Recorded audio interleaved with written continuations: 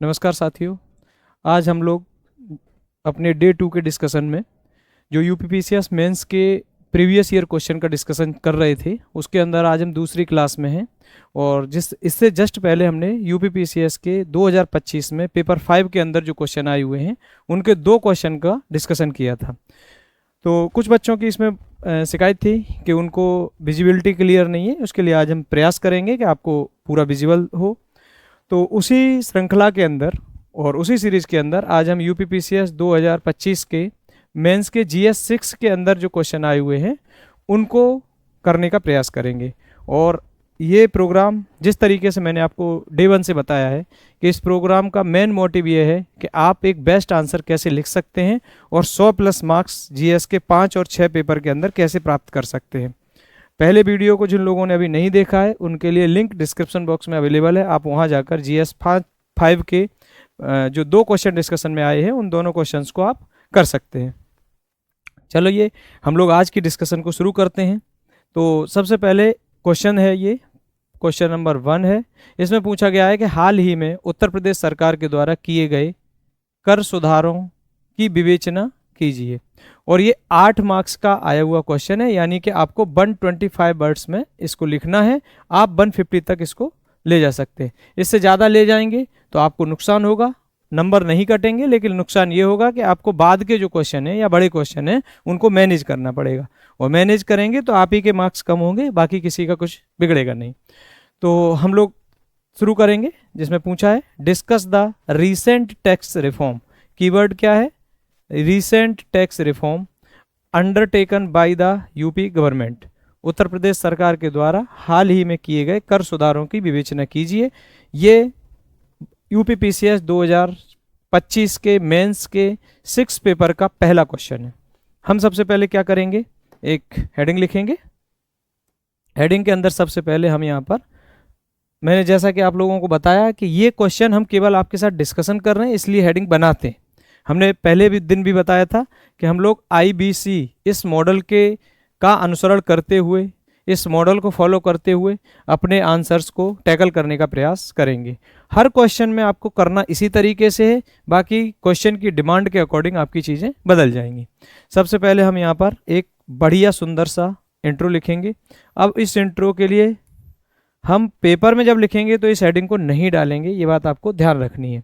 तो सबसे पहले हम देखते हैं, इसका कीवर्ड था कि हाल ही में उत्तर प्रदेश सरकार में किए गए कर सुधारों का विवेचना कीजिए। एक्सप्लेन करना था आपको, डिस्कस करना था। क्वेश्चन में डिस्कस है। हमने क्या किया, ये एक इंट्रोडक्शन बनाया।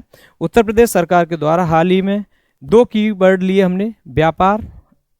2 कीवर्ड आपको दिखाते हैं हमने कौन से लिए।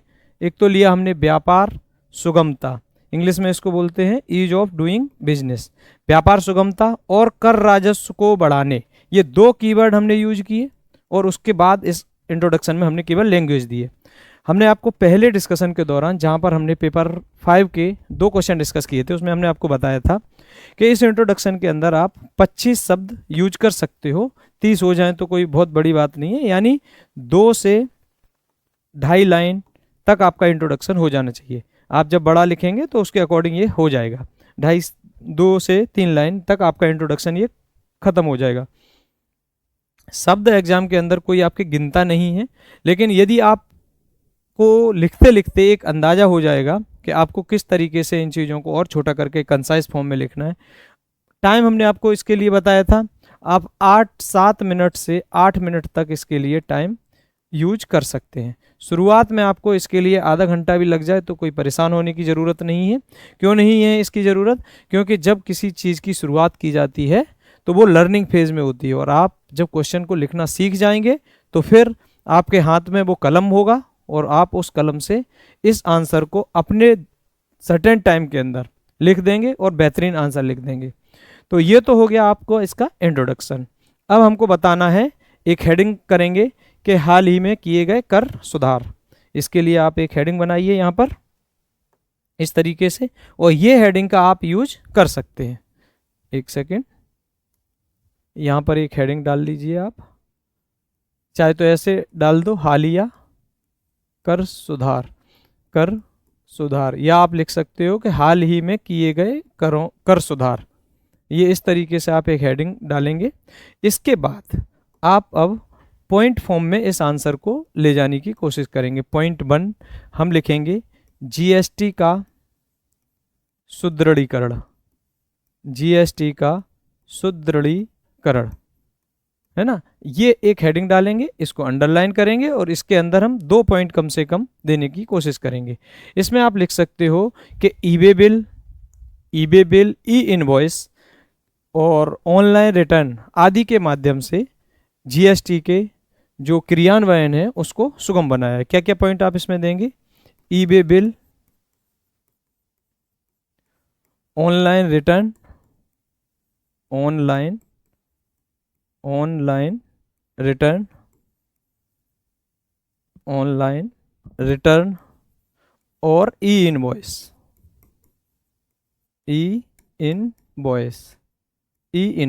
इसके माध्यम से क्या किया है? जीएसटी को सुदृढ़ किया है, जीएसटी के क्रियान्वयन को इफेक्टिव बनाया है।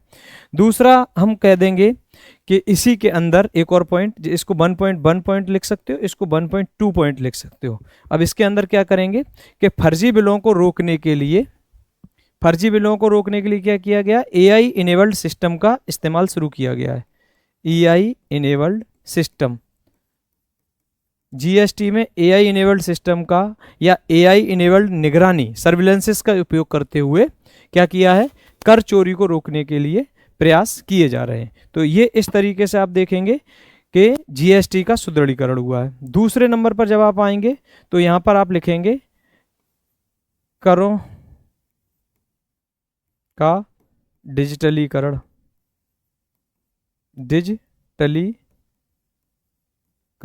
आपको ये हेडिंग बनानी थी। अब ये मैं पेन चेंज नहीं कर पाया, इसको एक हेडिंग ये बनानी थी, दूसरी हेडिंग ये बनानी है, करों का डिजिटलीकरण। अब इसके अंदर आप क्या करेंगे? आप पहले एक पॉइंट इसके अंदर दे सकते हो, 2.1 ऐसे आप एक पॉइंट लगाएंगे। आप इसके अंदर लिख देंगे कि हिंदी में लिखना है इसको, इंग्लिश वाले इसको इंग्लिश की तरीके से यूज करेंगे, हमको इसका हिंदी लिखना है। और आप इसको लिखेंगे ऐसे देवनागरी में, मिनिमम गवर्नमेंट मैक्सिमम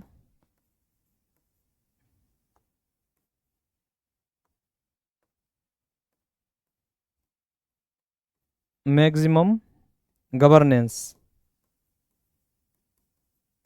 इसमें मिनिमम गवर्नमेंट मैक्सिमम गवर्नेंस के आधार पर फेसलेस असेसमेंट, इसमें लिखेंगे आप मिनिमम गवर्नमेंट मैक्सिमम गवर्नेंस के आधार पर फेसलेस असेसमेंट, इसको ऐसे लिख देंगे आप। भाषा आप देंगे, हम हिंट देंगे आपको। फेसलेस असेसमेंट प्रणाली को अपनाया गया है ना। फेसलेस असेसमेंट प्रणाली को अपनाया गया है, जिससे करों का जो क्रियान्वयन है, करों के जो कर टैक्स पेयर हैं वो लोग आसानी से अपने टैक्स को सरकार तक पहुंचा सकें। इसके लिए यह व्यवस्था की गई है। ऑनलाइन शिकायत निवारण प्रणाली इसके अंदर चालू की गई है ना। 2.2 में आप लिख सकते हो यहाँ पर कि ऑनलाइन शिकायत प्रणाली इसके अंदर शुरू की गई है। ये 2 बातें आप इसके अंदर लिख देंगे। एक तीसरा इसी के अंदर और नई हेडिंग बनाएंगे, उसमें एक तीसरा सुधार लिखेंगे, कर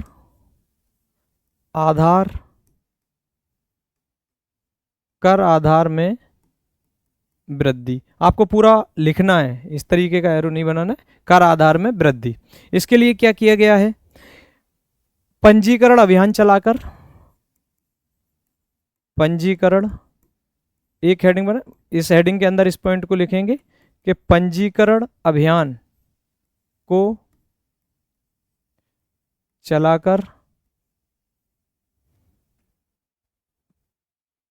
कर आधार में वृद्धि की गई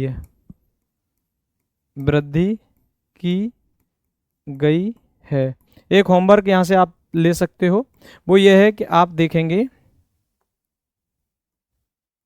यूपी का जो सर्वे आया है यूपी का सर्वे 2025 और 26 का।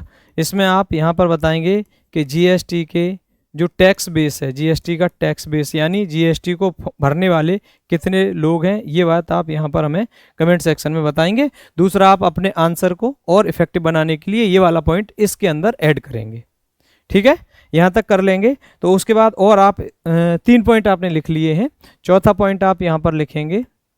चौथा पॉइंट, स्टाम्प एवं पंजीकरण सुधार। स्टाम्प एवं पंजीकरण सुधार, ये एक हेडिंग ये लिख लो, स्टाम्प एवं पंजीकरण सुधार।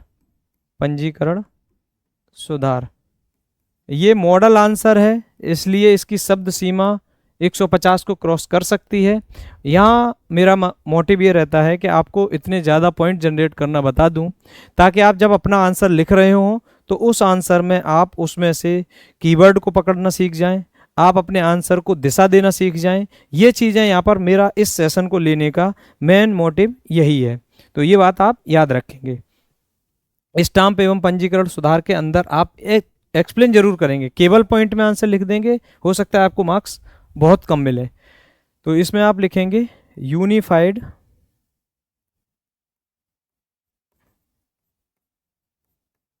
यूनिफाइड सर्किल रेट सिस्टम का क्रियान्वयन।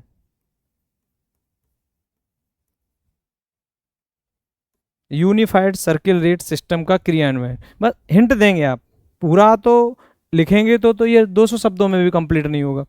स्टाम्प एवं पंजीकरण के स्तर पर क्या किया, यूनिफाइड सर्किल रेट सिस्टम को लागू किया है। अब यूनिफाइड सर्किल रेट सिस्टम लगाने के बाद क्या हो गया है कि जो प्रॉपर्टी है जिसका भी लेन देन हो रहा है उसका मूल्यांकन करना, उस पर क्या टैक्स इम्पोज होना चाहिए, उसकी रेट निर्धारण करना, ये आसान काम हो गया है।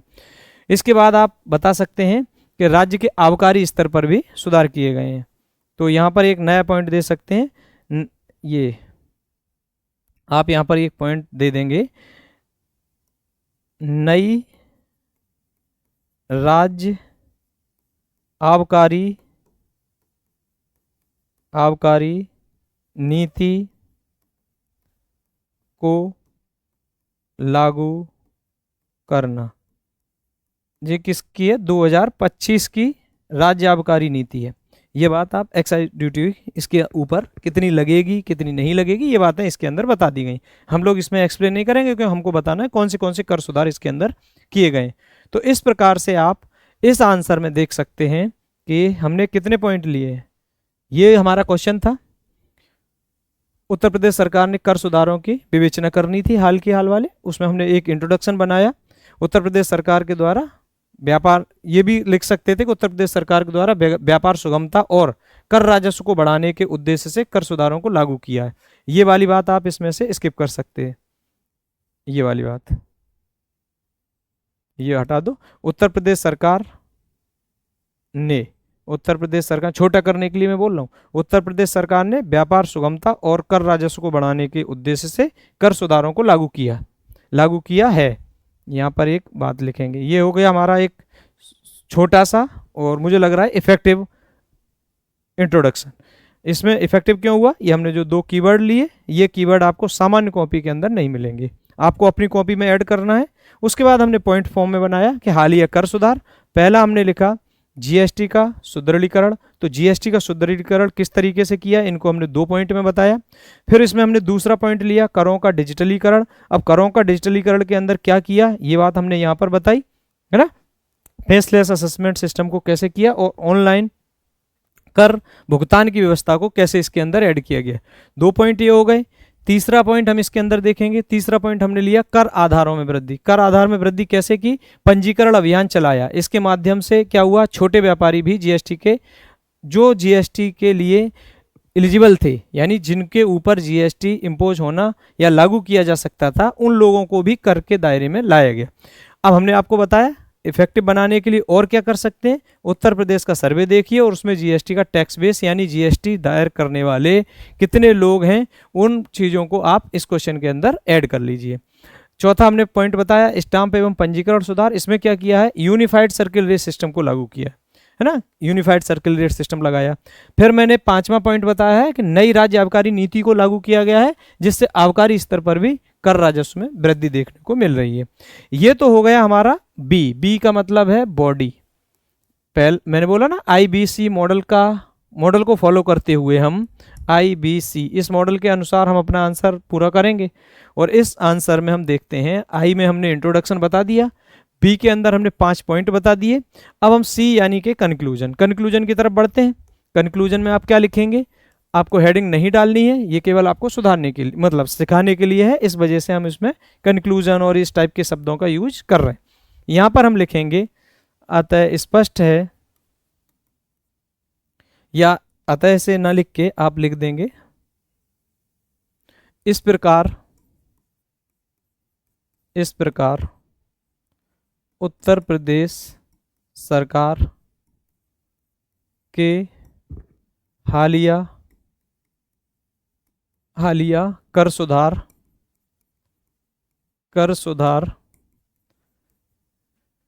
कर की दरों में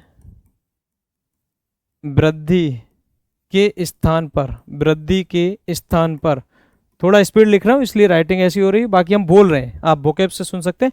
इस प्रकार उत्तर प्रदेश सरकार के हालिया कर सुधार कर की दरों में वृद्धि के स्थान पर कर आधार